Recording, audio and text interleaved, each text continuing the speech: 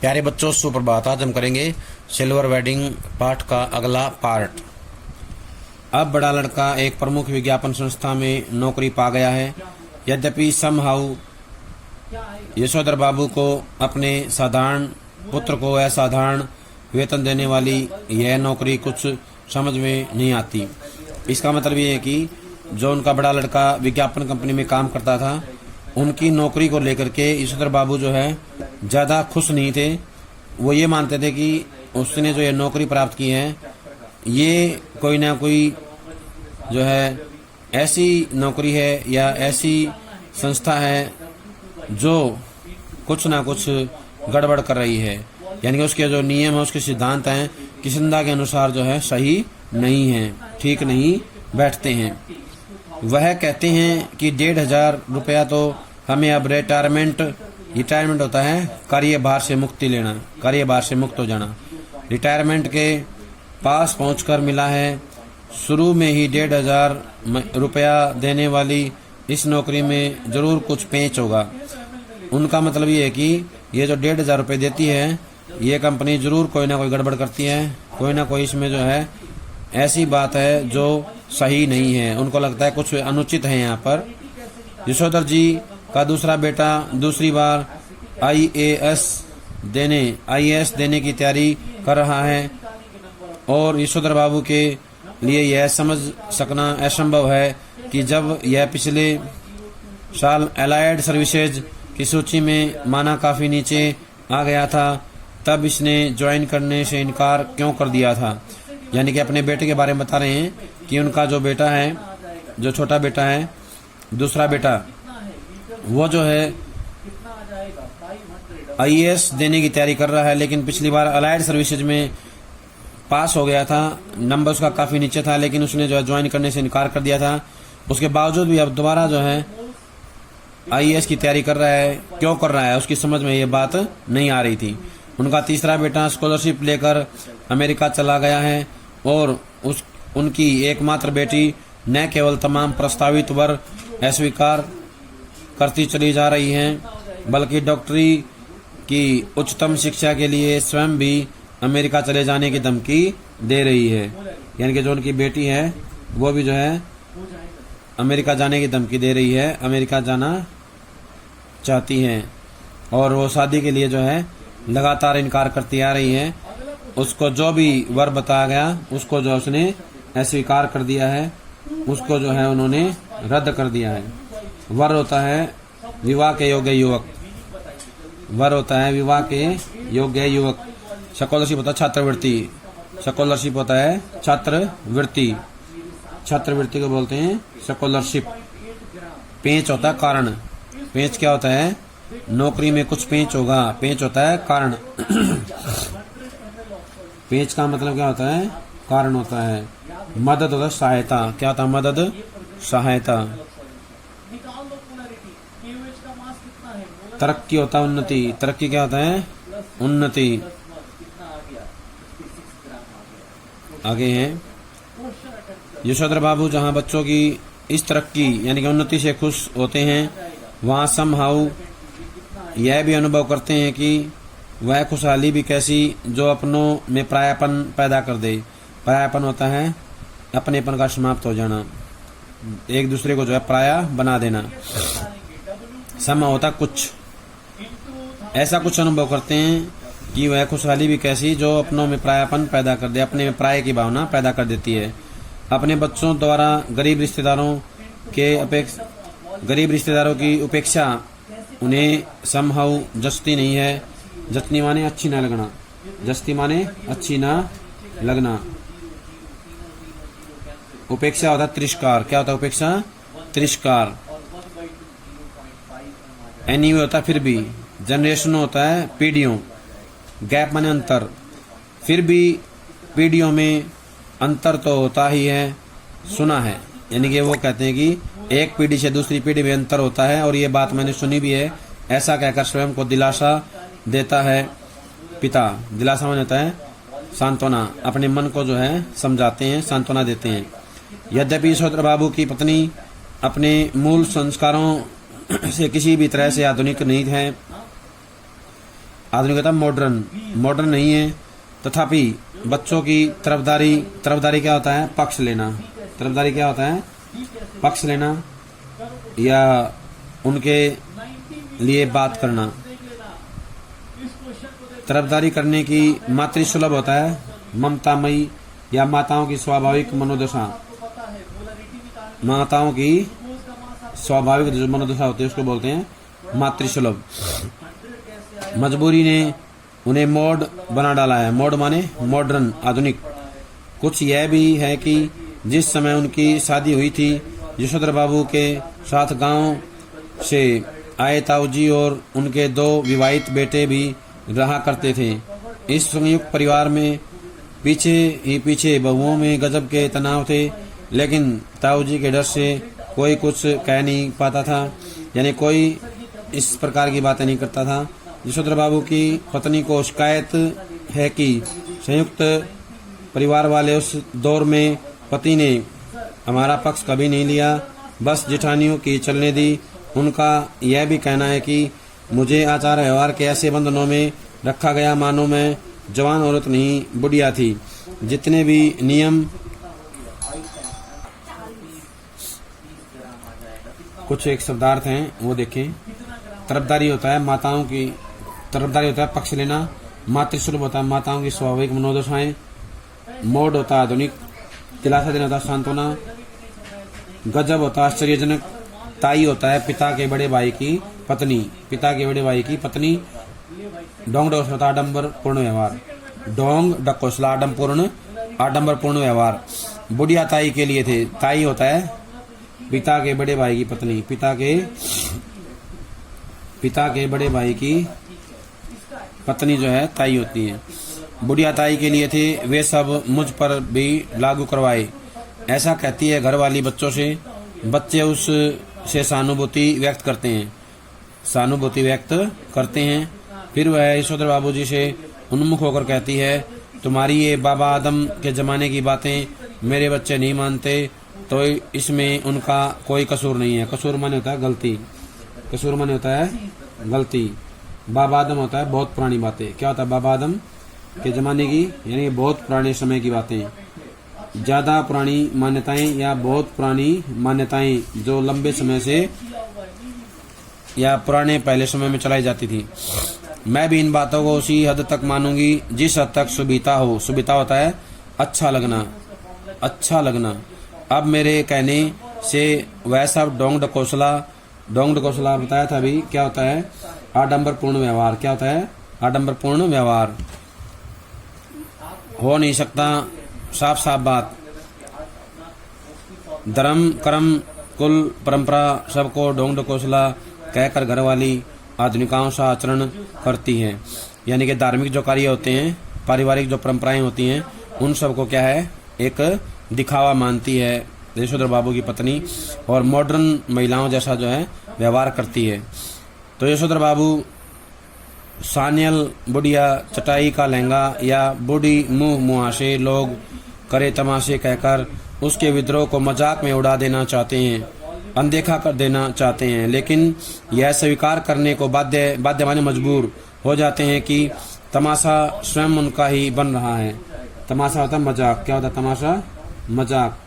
उनका ही मजाक जो बनाया जा रहा है या बन रहा है। अनदेखा होता है ध्यान न देना। क्या होता है अनदेखा? ध्यान न देना। जिस जगह किशनदा क्वार्टर था उसके सामने खड़े होकर एक गहरा निश्वास छोड़ते हुए, निश्वास होता है लंबी सांस, छोड़ते हुए यशोधर बाबूजी ने अपने से पूछा कि क्या यह बेटर नहीं रहता कि किशनदा की तरह घर गृहस्थी का बवाल ही न पाला होता और लाइफ कम्युनिटी के लिए डेडिकेट कर दी होती। बेटर होता है अच्छा, कम्युनिटी होता है समाज, लाइफ माने जीवन, डेडिकेट समर्पित, यानी कि ये बात अच्छी थी कि किशनदा के समान शादी ना करके पूरा जीवन समाज को जो है समर्पित कर दिया जाता।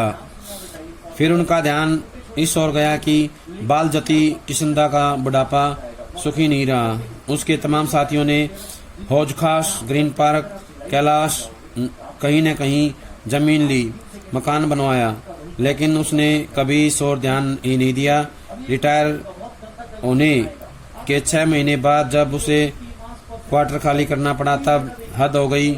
उसके द्वारा उपकृत होता है जिनका किसंदा ने भला किया था, जिनका किसंदा ने भला किया था या जिस पर उपकार किया था उन सारे लोगों में से एक ने भी उसे अपने यहाँ रखने की पेशकश नहीं की। स्वयं यशोधर बाबू उसके सामने ऐसा कोई प्रस्ताव नहीं रख पाए क्योंकि उस समय तक उनकी शादी हो चुकी थी और उनके 2 कमरों के क्वार्टर में 3 परिवार रहा करते थे। किसंदा कुछ साल राजेंद्र नगर में किराए का क्वार्टर लेकर रहा और फिर अपने गांव लौट गया, जहां साल भर बाद उसकी मृत्यु हो गई।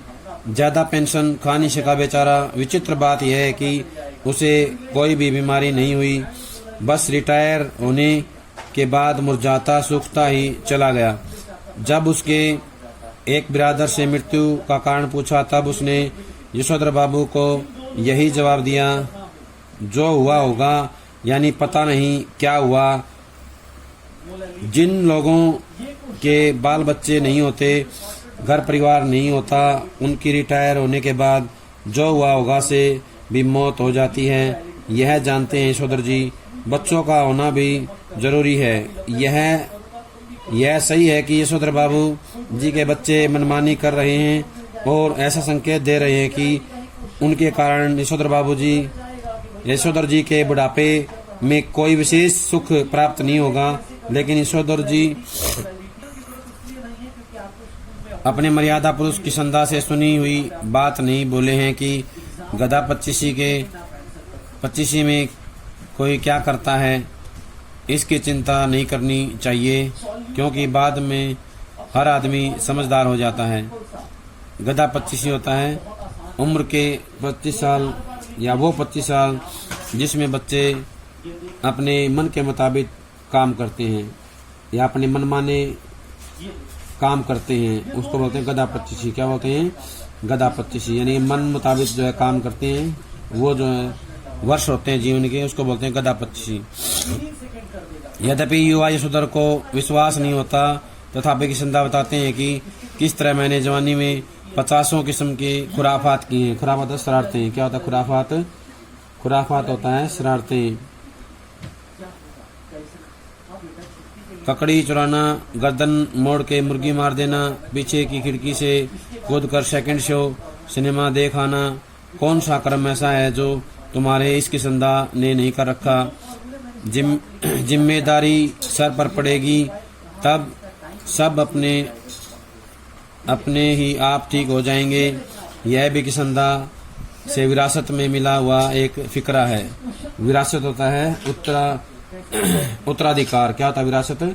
उत्तराधिकार। उत्तराधिकार में मिला एक फिक्रा है। फिक्रा माने वाक्यांश। फिक्रा क्या होता है? वाक्यांश है, जिसे यशोधर बाबू अक्सर अपने बच्चों के प्रसंग में दोहराते हैं। उन्हें कभी कभी लगता है कि अगर मेरे पिता तब नहीं गुजर गए होते जब मैं मैट्रिक में था, तो शायद मैं भी गधा 25 के लंबे दौर से गुजरता।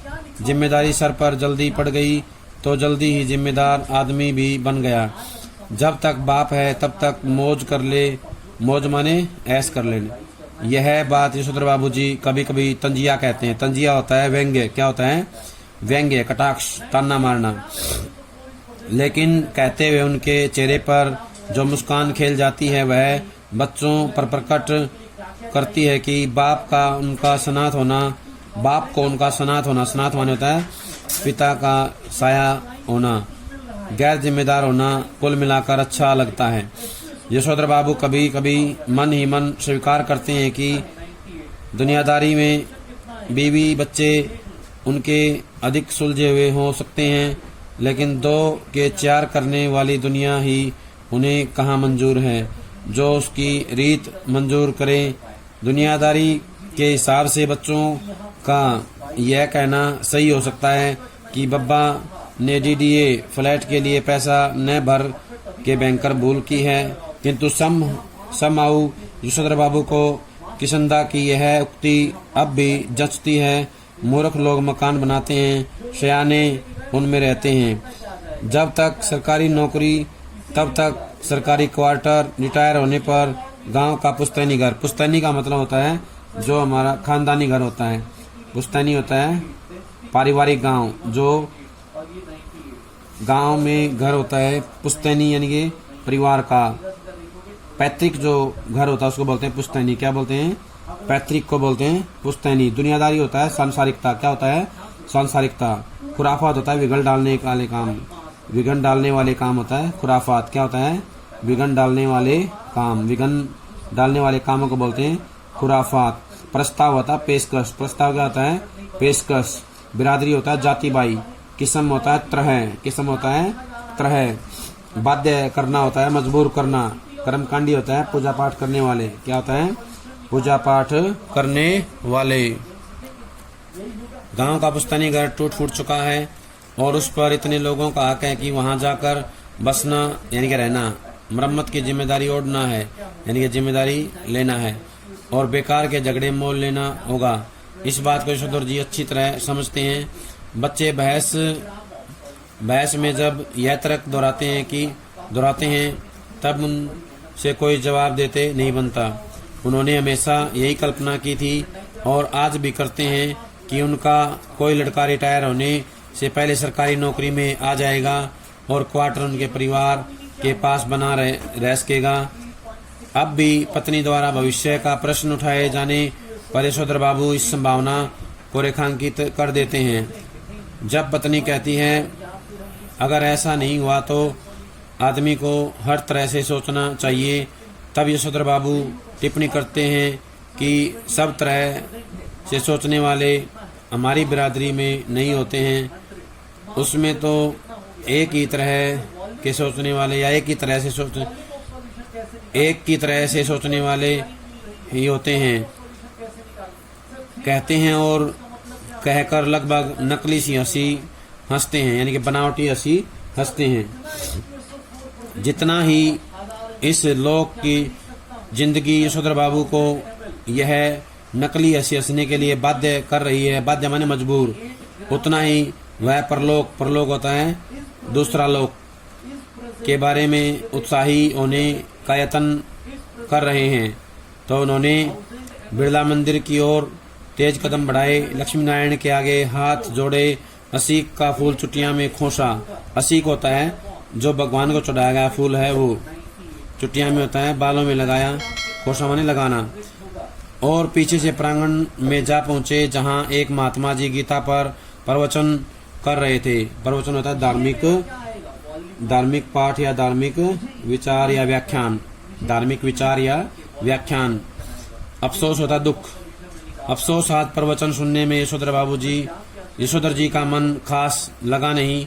सच तो यह है कि वह भीतर से बहुत ज्यादा धार्मिक और कर्मकांडी है नहीं। हाँ, इस संबंध में अपने मर्यादा पुरुष की संध्या द्वारा स्थापित मानक हमेशा उनके सामने रहे हैं। जैसे जैसे उम्र ढल रही है वैसे वैसे वह भी किसंदा की तरह रोज मंदिर जाने, संध्या पूजा करने और गीता प्रेस गोरखपुर की किताबें पढ़ने का यत्न करने लगे हैं। अगर कभी उनका मन शिकायत करता है कि इस सब में लग नहीं पा रहा हूँ, तब उससे कहते हैं कि भाई लगना चाहिए। अब तो मोह माया के साथ साथ भगवत भजन को भी कुछ स्थान देना होगा कि नहीं।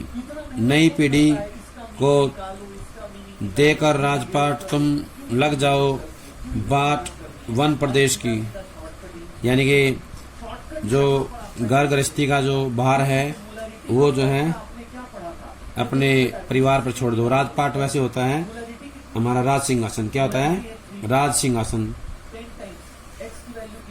राज सिंहासन को बोलते हैं राजपाट। बाट होता है पगडंडी। बाट क्या होता है? पगडंडी। पगडंडी को बोलते हैं बाट।